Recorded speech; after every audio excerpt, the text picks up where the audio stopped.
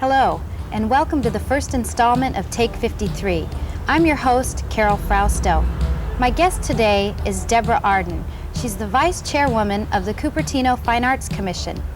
She and I will be discussing what has been a controversial subject in the South Bay, especially in the city of Sunnyvale, and that's art in public places. We'll also find out about a historical mural that the Commission has planned for City Hall. So please stay tuned for Take 53.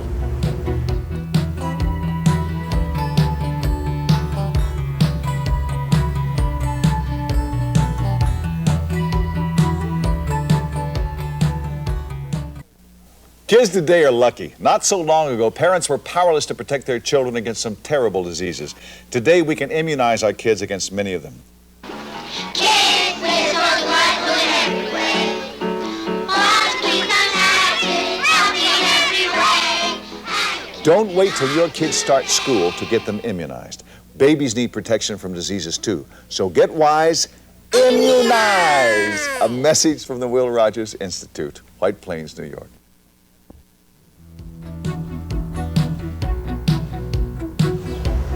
Welcome back to Take 53. I'm your host, Carol Frausto. Our subject today is the Fine Arts Commission, and joining me is the Vice Chairwoman, Deborah Arden. Deborah, thanks for joining me. Thank you for having me.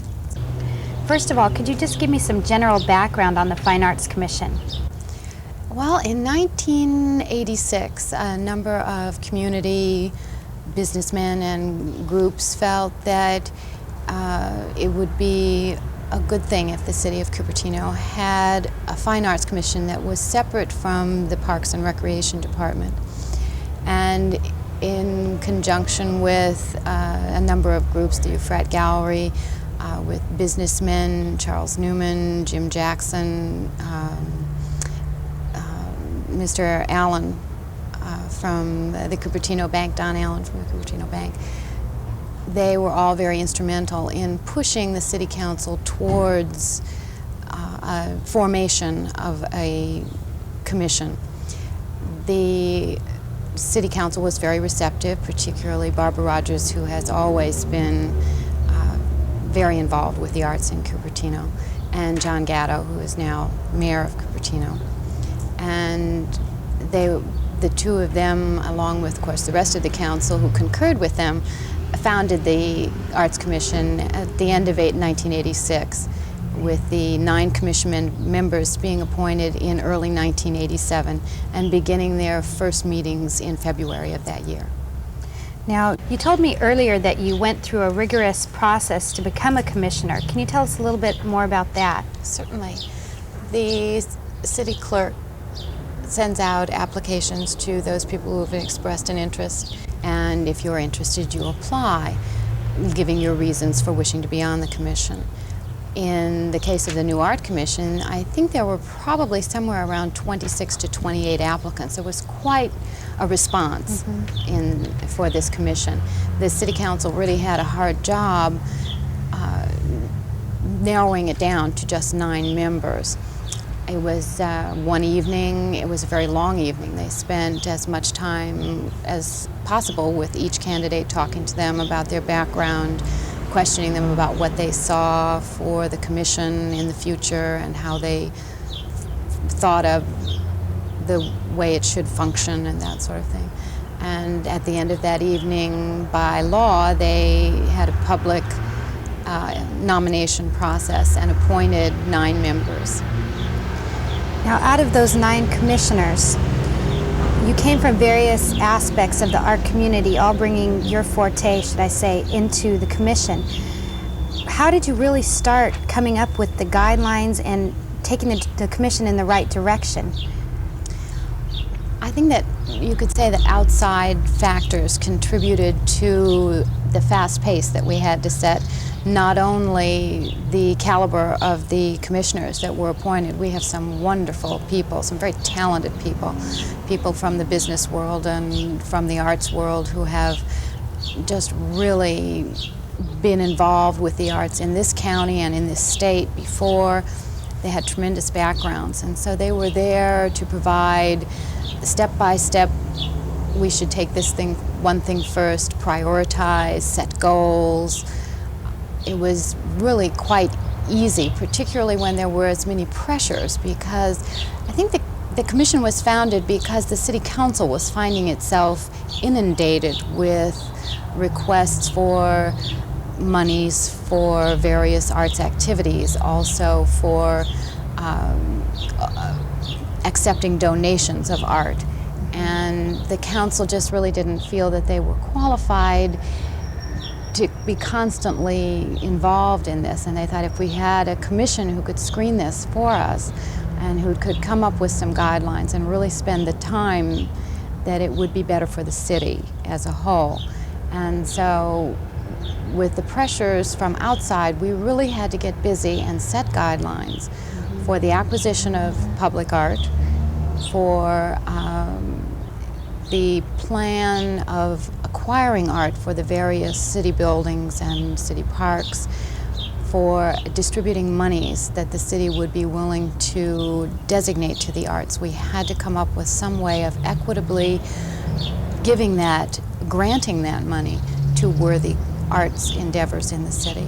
I know that one of the ongoing projects for the commission are your fine arts grants. Can you tell me about that? Well, twice a year we take applications for grants. There's no limit other than our budget on what people can ask for. They fill out a form and submit it by the date, either August 1st in the case of the new grant period. I believe that it's January 31st. I'm not sure about that, maybe January 1st of next year for the following grant period. And then the grants committee evaluates all of the applications, interviews the finalists, and then comes up with a recommendation for the board as a whole. And then the board as a whole will vote on whether or not to recommend that the city council grant the specific amount of money being asked for, or we may change the amount. In other words, if someone is asking for $4,000, we may say, well, we can't contribute that much, but it's a worthy cause and we think that you can get by on $1,500. In the last granting period, I believe we awarded 4 grants. One was to the Euphrat Gallery at De Anza College for a program to bring school children to the current exhibit on refugee art that was going on at the time. The other one was to the Abunai School of Dance for a program of dance classes for the community. The Young Conservatory Theater of San Jose was awarded $1,500 for putting on an original production to high school students. And 2 ladies, Alice Freund and Christine Chatwell, were awarded $650 for a community drawing class that they had said that they wanted to put on for the city of Cupertino. And in fact, all of these things have taken place, and they were all very well received. Well, it sounds like a very successful project for a commission to undertake. What part of the grants, do you designate this from your budget yearly, or how does this take place? We have a set grants budget. The first year it was $10,000. This year the council has seen fit to allow us to grant up to $12,000 to various worthy art endeavors in the city. We did not, I guess we granted approximately half that budget at the last granting period. Whatever is asked for, if it serves the community in a way that we feel really does serve the people of Cupertino as opposed to one segment, then we're usually very open to recommending that the city of Cupertino award that money to them. Well, that sounds like a very rewarding project for the commission to undertake. When we come back, we'll talk about the commission's plans for art in public places, as well as the trouble another city got into on the very same subject. Every tooth in a man's head is more valuable to him than a diamond. Cervantes wrote that in Don Quixote nearly 4 centuries ago. It was common then for people to lose their teeth as they grew older. Fortunately, dentistry has come a long way. Today, with proper care, your teeth should last as long as you do. All it takes is a healthy diet, daily brushing and flossing, and regular visits to your dentist. More valuable than a diamond, something to think about.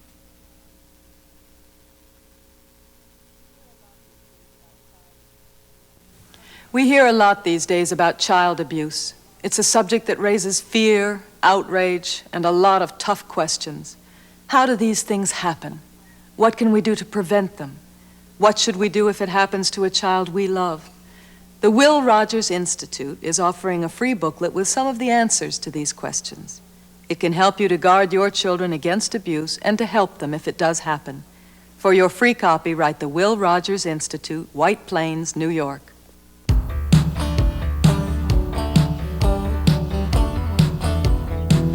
And we're back on Take 53. I'm speaking with Deborah Arden, and we're about to talk about the subject of art in public places. On that subject, can you explain the guidelines or the master plan that the Commission developed? The guidelines are specifically for the criteria for accepting a work of art, either through acquisition, loan, or donation. We want to make sure that we're getting something that fits the environment. We want to make sure that it's safe, that it's not going to cost a great deal of money to maintain in position. In other words, if it's an outdoor location, that it's going to be something that will weather well, or weather artistically, something that is designed to rust and that is to be part of the artwork itself, then that's fine, but certain deterioration makes it unsafe, and therefore we don't want to be placing anything like that in a place where the public sees it or has a chance of being injured by it. The master plan is in a state of flux at this point. We're still identifying the numerous areas in the city which might be candidates for works of art. The criteria for that will basically be how many people are going to be served by it. In other words, are there a lot of people going to be seeing it? Will it improve an area aesthetically, and will that item blend in with that particular area? The master plan at this point is only concerned with City Hall. We were asked to come up with a proposal for artworks in City Hall, and we have done so. It is a 5-phased program. It covers everything except the furniture, although the furniture placement and position has already been determined in consultations with both staff and the Art Commission members who are on the Public Art Subcommittee. The first phase was an information kiosk, and it goes on and covers just about everything else in City Hall. Acquisition of a mural that depicts Cupertino's heritage as well as its socioeconomic background and makeup from the beginnings of population in this area, which were the Indians, until the present time. Can you tell me about each phase in the proposal for the art in City Hall? There are 5 phases altogether. The first phase was the information kiosk. We wanted it designed specifically to maximize the usefulness of it. In other words, that it would contain all the brochures and notifications for the public, so that the receptionist wouldn't have to have them all lined up on her desk. We wanted to be sure and have the cable TV hookup so that people who were not sitting in council chambers while a meeting was going on could then view it on the television screen there in the lobby, and that we could use that also for announcements during the day when there are no meetings going on. The second phase was the photographs for the council members, the former mayors, and the historical photographs. The third phase is the historical mural. Those 3 phases have been approved by the council, And we are in the process of developing a request for quotation or request for bid on the mural. We want to make it very, very specific as to medium, size, content, style, so that we can minimize difficulties with the concept not being properly understood by the artist who is coming up with an original idea for us. Deborah, one of the controversial subjects that I really wanted to get to today was the actual acquisition of public art. I know that's something that usually comes to the media's attention, or brings a commission to the media's attention, as we have seen in the case of the city of Sunnyvale. Can you tell us a little about that? Well, Sunnyvale certainly had a hard time. They had one segment, a very small segment of the community, I believe, that have a real bias towards artwork, and in particular abstract art. They are not aware, I don't believe, that, or these people are not aware of the fact that art evolves constantly. It is not a fixed thing that from the 17th or 18th or even 19th century. It is an evolving medium constantly. And the city council in Sunnyvale was very courageous in their stand. They were very able to listen and ready to listen to those people who disagreed, but on the other hand, they really felt that this particular artwork was something that the city should have, and they voted it in. And I think that we saw the process work in Sunnyvale, even though it must have been a tremendously difficult time for everyone in the city involved. But I think the system works, and those people who were opposed certainly had the chance to tell everyone why, and those who were in favor had the same opportunity. The City of Cupertino Fine Arts Commission has really been lucky because they've been able to see all the problems that the city of Sunnyvale has faced. How do you think you'll be able to avoid those problems that they are facing now?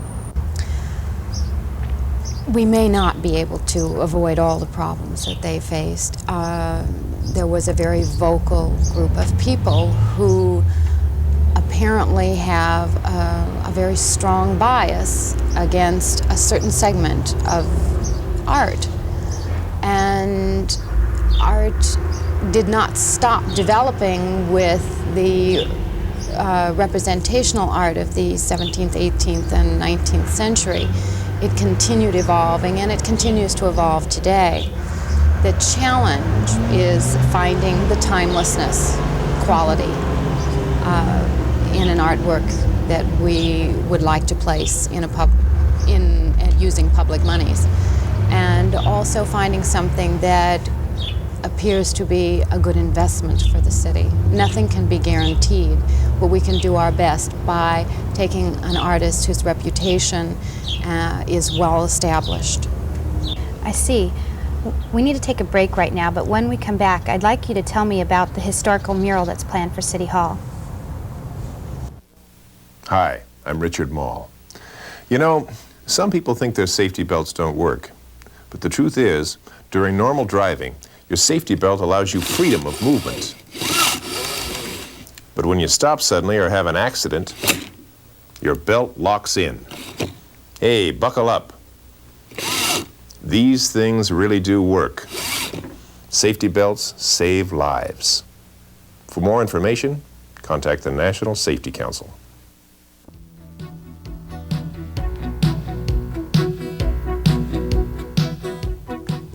We're back talking to Deborah Arden, Vice Chairwoman of the Cupertino Fine Arts Commission. Deborah, can you tell me about the plans or the specifications for the mural that's being proposed for City Hall? Yes, the mural will occupy the two panels above the staircase leading to the planning department. It is to consist of 2 panels divided by the pillar in the center as a natural frame. We think we're going to allow that to be a natural frame.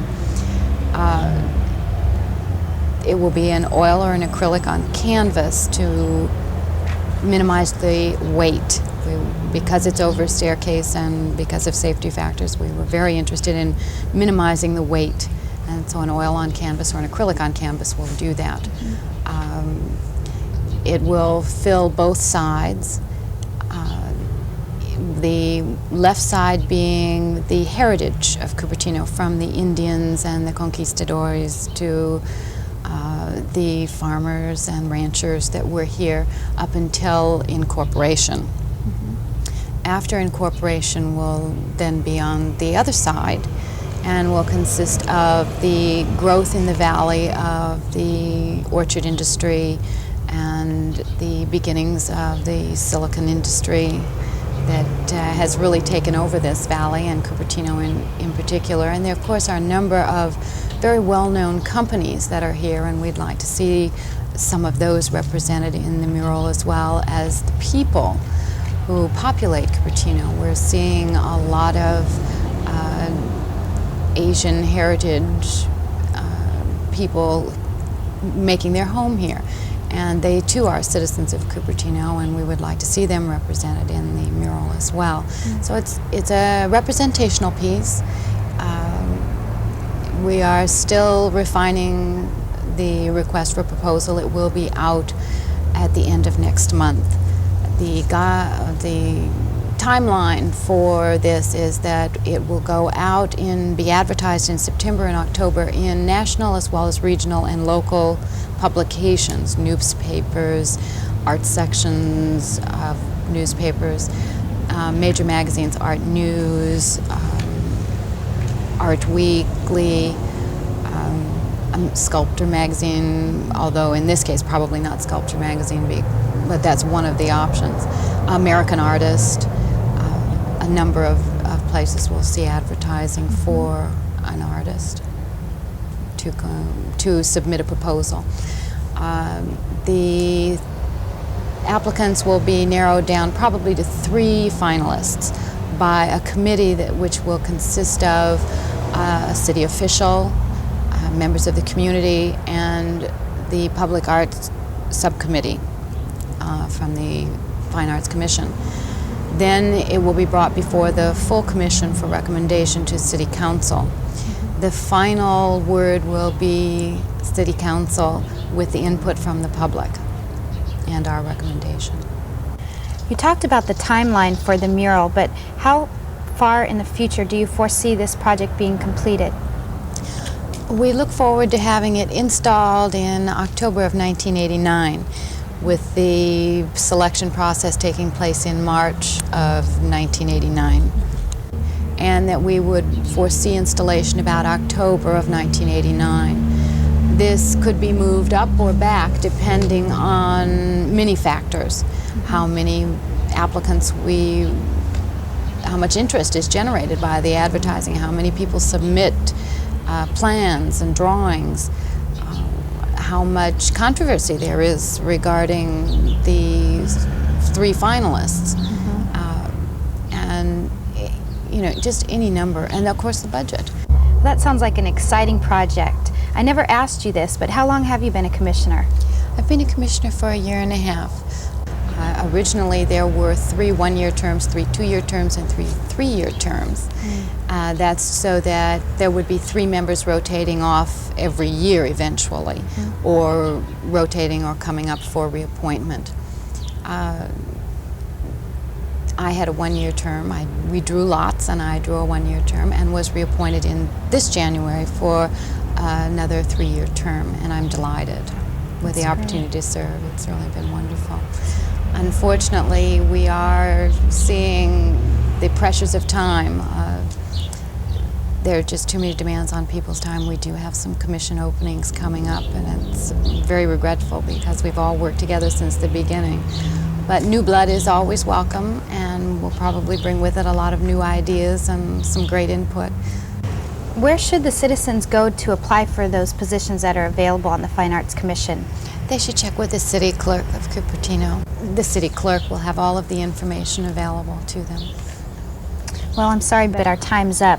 I want to wish you continued success with the Fine Arts Commission. Sounds like you're doing a very good job. Thank you very much. It's been a real pleasure to be here today. Thanks. I'd like to thank my guest, Deborah Arden, the Vice Chairwoman of the Cupertino Fine Arts Commission, for joining me today, and I'd like to thank you for joining us.